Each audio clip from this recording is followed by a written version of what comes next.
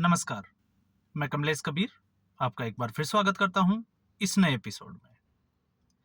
जैसा कि कल शाम को विधानसभा चुनाव संपन्न हुए और उसके बाद में अलग-अलग सर्वे एजेंसियों के एग्जिट पोल सामने निकल कर आए और एग्जिट पोल तकरीबन एक ही तरफ इशारा कर रहे हैं कि भारतीय जनता पार्टी सत्ता में आ रही है, सरकार बना रही है। कारणों की हम चर्चा भी कर चुके हैं, लेकिन इस वीडियो में हमारे लिए मुद्दा रहेगा कांग्रेस पार्टी। आखिर कांग्रेस पार्टी के लिए 2025 का यह विधानसभा चुनाव एक गोल्डन चांस की तरह था, लेकिन जब चुनाव हुए, मत पड़े, तो उसके बाद में गोल्डन चांस गोल्डन डक में बदलता हुआ नजर आया और जिसकी हम हर बार जो है वो चर्चा भी करते हैं। और जब चर्चा करते हैं, इसका आकलन करते हैं, तो आकलन में निकल के आता है कि क्या कांग्रेस पार्टी को कोई हरा सकता है। और आज भी आप मेरे पुराने वीडियो भी उठाकर देख लीजिए, जिसमें मैं कांग्रेस पार्टी की बात करता हूं और मैं हमेशा कहता हूं, मैंने राजस्थान के जो विधानसभा चुनाव हुए कांग्रेस पार्टी को, जहां पर मीडिया एज दिखा रहा था, मैंने उसमें भी बात की थी कि कांग्रेस पार्टी को कांग्रेस पार्टी ही हरा सकती है। और उस वक्त आप जाके देख लीजिएगा, चुनाव परिणाम आने से पहले मैंने बात की थी कि कांग्रेस की हार का सबसे बड़ा कारण रहेगा सचिन पायलट। क्यों रहेगा उसका मैंने एक वाजिब जो है वो तर्क भी दिया था कि जनता सचिन पायलट को पसंद करती है।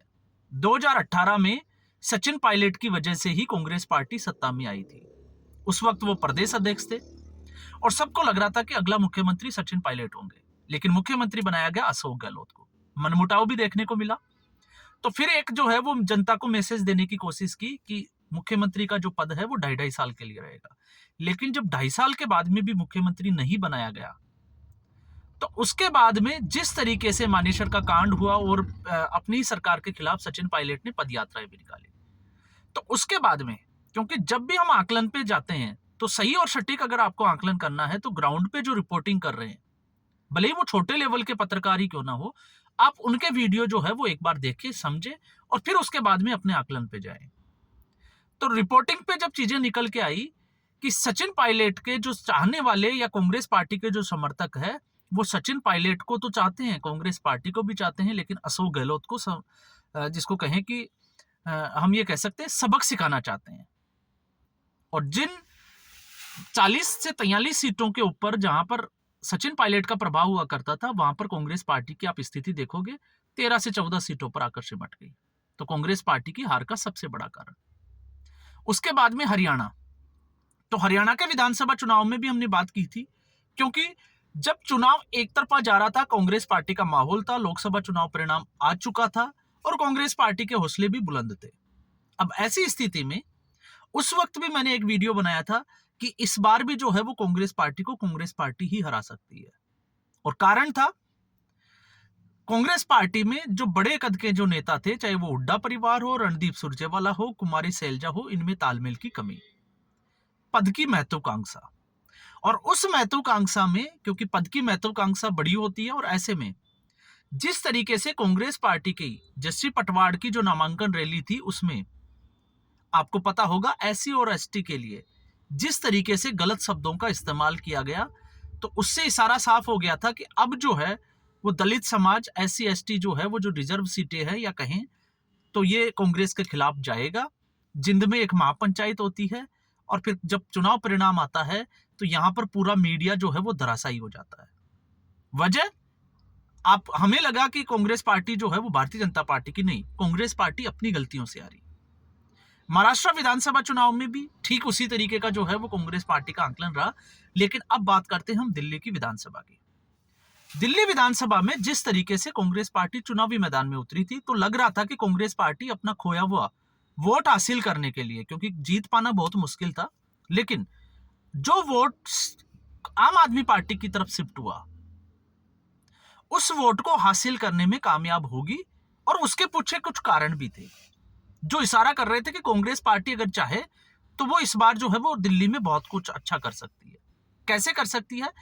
क्योंकि कांग्रेस पार्टी को अगर आप देखोगे तो भारतीय जनता पार्टी से ज्यादा इस चुनाव में एक एज था, वो ये था कि अरविंद केजरीवाल की राजनीतिक जो उत्थान है, आम आदमी पार्टी जो सीढ़ियां चढ़ने शुरू हुई, वो कांग्रेस पार्टी के ऊपर भ्रष्टाचारों के आरोपों से चढ़ना शुरू हुई। तो यहां पर आप इसको समझिएगा, कांग्रेस पार्टी पर आरोप लगाने वाला व्यक्ति था अरविंद केजरीवाल। ट्रोलियां भर भर कर जो है वो कांग्रेस पार्टी के नेताओं को गालियां दी, और उसके बाद में लोगों को ये जो है वो एक, जिसको हम कहे कि सिगुफा दिया कि अरविंद केजरीवाल राजनीतिक सफाई करने आए हैं, जो राजनीति में फैली हुई गंदगी है।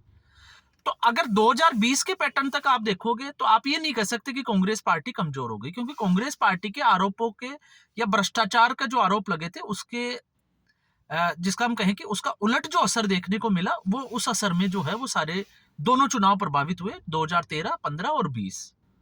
दो चुनाव मैंने इसलिए बोला क्योंकि कांग्रेस पार्टी ने 2013 में जो विधानसभा चुनाव हुए उसमें गलती भी की, और उस गलती का खामियाजा इतना बड़ा हुआ कि 2015 और 2020 में कांग्रेस पार्टी 0 सीटों पर आ गई। लेकिन 2020 का केजरीवाल पहले का और 2020 के बाद का केजरीवाल, यहां पर ये जो मूवी है आम आदमी पार्टी की, ये इंटरवल से पहले और इंटरवल के बाद। तो इंटरवल के बाद जो है वो आम आदमी पार्टी की जो फिल्म थी वो कमजोर होती हुई दिखाई दी। और कमजोर किस तरीके से? यहां पर शीला दीक्षित जी के ऊपर भ्रष्टाचार के आरोप लगाए थे, साबित नहीं हुए, लेकिन अरविंद केजरीवाल तो खुद जेल जाके आ गया सिटिंग चीफ मिनिस्टर होते हुए, और लगभग 10 के आसपास जो है वो मंत्री और विधायक जो है वो जेल जा चुके अलग अलग आरोपों में, और सीधे तौर से सारे के सारे आरोप जो है वो जुड़े हुए थे भ्रष्टाचार से। तो ऐसी स्थिति में कांग्रेस पार्टी को अगर दूर का सोचना था तो कांग्रेस पार्टी को एग्रेशन के साथ में आम आदमी पार्टी के खिलाफ जो है वो हमला बोलना था। और सीलमपुर में आपने देखा जिस तरीके से राहुल गांधी ने आगाज किया था, तो लग रहा था कि कांग्रेस पार्टी अपने वोट शेयर को बढ़ाएगी और लगभग जो है वो 15% के आसपास ले जाएगी। अब इसमें एक कड़ी की हम और बात कर सकते हैं, और वो है मुस्लिम फैक्टर। सबको यह उम्मीद थी कि शायद कांग्रेस पार्टी मुसलमानों का, क्योंकि मुसलमान जो है वो परंपरागत वोट माना जाता है कांग्रेस पार्टी का, पुराना वोट। दुनिया जो है वो इधर की उधर हो सकती है, लेकिन मुस्लिम वोट कांग्रेस पार्टी से छिटक नहीं सकता, दूर नहीं जा सकता, जब तक कि मुस्लिम वोटर्स को यह ना लग जाए कि कांग्रेस पार्टी चुनाव में है या नहीं है, जिसकी मैं बात कर रहा हूं। मैंने पहले भी जो है वो इसका जिक्र किया था। तो इसके आधार पे हमने एक अनुमान लगाया था, क्योंकि वैसे मेरा अनुमान तो यही था कि कांग्रेस पार्टी 8% के आसपास जो है वो अपना वोट शेयर लेके जाएगी, लगभग दुगना करेगी। लेकिन जिस तरीके से कांग्रेस पार्टी ने कैंपेनिंग स्टार्ट की तो लगा कि ये 12 से 15% तक जा सकती है। अब ये एक गोल्डन चांस था कांग्रेस पार्टी के पास, लेकिन कांग्रेस पार्टी ने इस गोल्डन चांस को गवा दिया। अब कांग्रेस पार्टी आ जाती है गोल्डन डक की। और कैसे आई? जिस तरीके से 12 से 13 दिन का जो गैप दिया राहुल गांधी ने। अब आप इसको समझिए, राहुल गांधी वियतनाम जाते हैं लेकिन दिल्ली के विधानसभा चुनावों को इंपॉर्टेंस नहीं देते हैं। उसके बाद में राहुल गांधी की वो वापस आते हैं, राहुल गांधी की रैली स्थगित की जाती है, लेकिन राहुल गांधी बिहार पहुंच जाते हैं, और आपको पता ही होगा संविधान को लेकर एक रैली करते हैं। फिर उसके बाद में राहुल गांधी की जो है वो दिल्ली में रैली होती है, फाइनल की जाती है, लेकिन खबर आती है कि वो कैंसिल कर दी गई है, राहुल गांधी की तबीयत खराब है। लेकिन इसी बीच राहुल गांधी पहुंच जाते हैं मध्य प्रदेश के मऊ में, वहां पे एक रैली करते हैं। तो अब बड़ा सवाल यह उठता है कि जब चुनाव दिल्ली का चल रहा है, आपके पास 5 से 7 दिन जो है वो बचे हुए हैं, और ऐसी स्थिति में आप जो है वो दिल्ली का चुनाव छोड़कर दूसरे राज्यों में रैलियां कर रहे हैं, तो फिर सवाल यह भी खड़ा होता है कि क्या कांग्रेस पार्टी जो है वो आम आदमी पार्टी के लिए रास्ता छोड़ने के लिए तैयार हो गई है? और वो दिखा भी। कैसे दिखा अगर आप उसको समझेंगे? अब दिखा या कांग्रेस पार्टी की वही लेट लतीफी की वजह है, उसमें हम जो है वो बाद में आएंगे। वो इस तरीके से दिखा कि कांग्रेस पार्टी जिस तरीके से दिल्ली में चुनावी रैली करने वाली थी, राहुल गांधी की अगर तबीयत खराब थी तो प्रियंका वाड्रा को ये जिम्मा क्यों नहीं सौंपा गया? मल्लिकार्जुन खड़गे ने अपने आदमी क्यों नहीं लिया? सचिन पायलट कहां थे? अशोक गहलोत कहां थे जो इस चुनाव प्रचार में नदारद मिले? पंजाब की लीडरशिप कहां थी जो कि इस चुनाव में कहीं भी दूर दूर तक दिखाई नहीं दी? तो अब ये बड़ा प्रश्न चिन्ह जो है वो राहुल गांधी के इसी नेतृत्व के ऊपर खड़े हो जाते हैं। तो क्या चुनाव लड़ने के लिए सिर्फ शीला दीक्षित, अलका लांबा या फिर रागिनी नायक, क्या इन्हीं लोगों ने जो है वो चुनाव लड़ना था, या फिर पवन खेड़ा? क्योंकि पवन खेड़ा जो है वो चुनावी मैदान में था। तो आखिर ये कांग्रेस पार्टी की रणनीति जो है वो समझ के बाहर है, और ये हर चुनाव में जो है वो कांग्रेस पार्टी की देखी जाती है।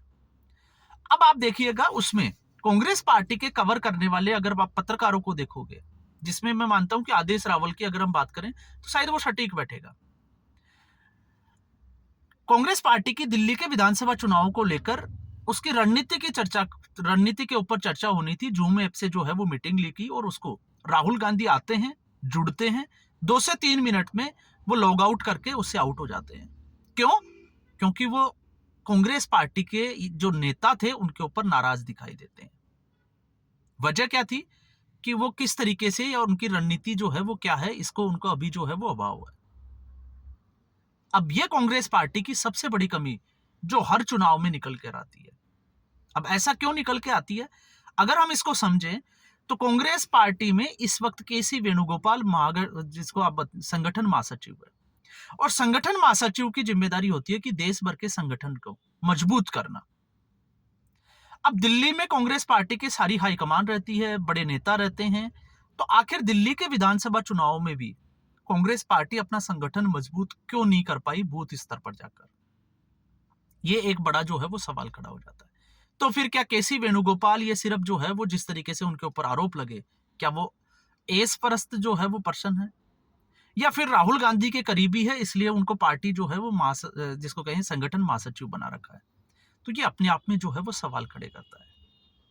और फिर जो मुस्लिम वोटर था जिसकी हम बात कर रहे थे, कि जिसके सारे हमने ये सोचा था कि मुस्लिम वोटर को कांग्रेस पार्टी अपने साथ जोड़ने में कामयाब हो जाएगी, तो ऐसी स्थिति में जब मुस्लिम वोटर को ये लगने लगा कि कांग्रेस पार्टी पीछे हटती हुई दिखाई दे रही है, मैं इन्हीं 12 दिन की, और ये 12 दिन जो है वो कांग्रेस पार्टी के लिए बड़े ही, जिसको हम कहें कि चाहे आप कम वोट बैंक का मान लीजिए, चुनावी लड़ाई की बात मान लीजिए, या कांग्रेस पार्टी के आने वाले भविष्य के लिए बात लीजिए, ये इतने जो है वो घातक साबित होंगे जिसका हो सकता है कि आज हम जो है वो आकलन नहीं कर पाए।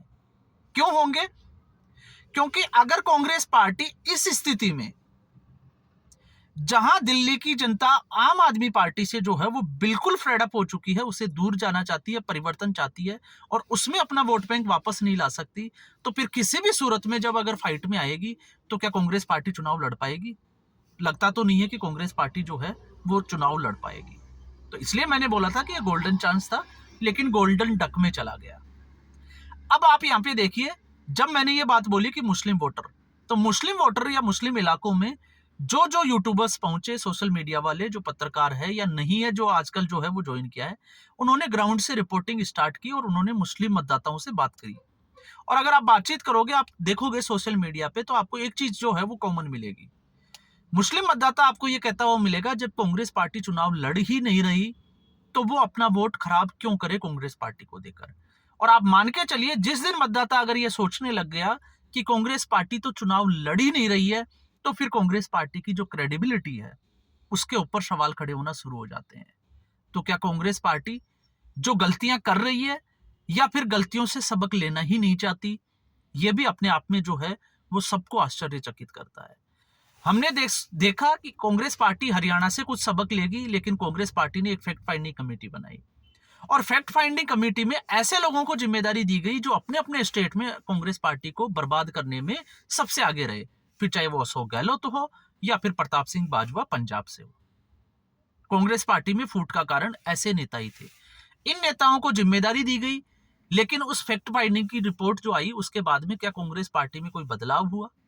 क्या कांग्रेस पार्टी से किसी को निष्कासित किया गया कि उसके ऊपर जो है वो कांग्रेस पार्टी का चाबुक चला हो? किसी को जिम्मेदार ठहराया गया? नहीं, लीपापोती की गई। फिर हम आ जाते हैं महाराष्ट्र के विधानसभा चुनाव में।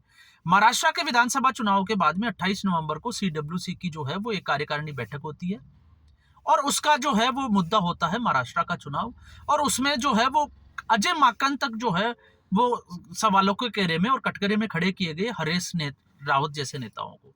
उन्होंने सीधे तौर से कहा, चाहे वो केसी वेणुगोपाल हो, अजय माकन हो, इनकी जो जिम्मेदारियां हैं इनको कम करना चाहिए और इसको डिवाइड कर देना चाहिए। तब लगा कि शायद जो है वो अब बड़ा एक्शन होगा, क्योंकि नाना पटोले अपनी सीट बचाते बचाते जो है वो, जिसको हम कहें कि हारते हारते अपनी सीट बचा के गए थे, तो लगा कि शायद एक्शन होगा, लेकिन नहीं हुआ। फिर लगा कि दिल्ली के विधानसभा चुनाव में इस बार आम आदमी पार्टी ने 5 साल में कोई काम नहीं किया, भ्रष्टाचार से वो घिरी रही, आरोप लगते रहे, तो शायद ऐसी स्थिति में कांग्रेस पार्टी कुछ अच्छा करेगी और बड़ा फाइट जो है वो देखने को मिलेगी और कांग्रेस पार्टी के कार्यकर्ता खुश भी होंगे। लेकिन यहां पर आकर भी कांग्रेस पार्टी अगर खुश हो जाती है तो आप कांग्रेस पार्टी से आगे उम्मीद नहीं कर सकते, क्योंकि कांग्रेस पार्टी का यही हाल रहने वाला है। क्यों? क्योंकि ना तो इनके जो है वो किसी नेता में, ना किसी भी इसमें जो है वो संगठन में कुछ बदलाव किया जा रहा है, ना किसी की जिम्मेदारी जो है वो इधर से इधर की जा रही है। तो जैसा चल रहा है वैसा ही कांग्रेस पार्टी का चलेगा। तो आप मान के चलिए, फिर अगर कांग्रेस पार्टी की 0 सीटें रह जाए, 1-2 सीटों पे वो फाइट में है, इसके अलावा कांग्रेस पार्टी इस पूरे चुनाव में कहीं भी जो है वो कल की मतदान प्रक्रिया के बाद में दिखाई नहीं देती है। तो ये है कांग्रेस पार्टी का फटा हाल। तो आज के एपिसोड में बस इतना ही। उम्मीद करूंगा वीडियो एपिसोड आपको पसंद आया होगा। वीडियो को लाइक करें, शेयर करें, चैनल जरूर सब्सक्राइब करें। धन्यवाद।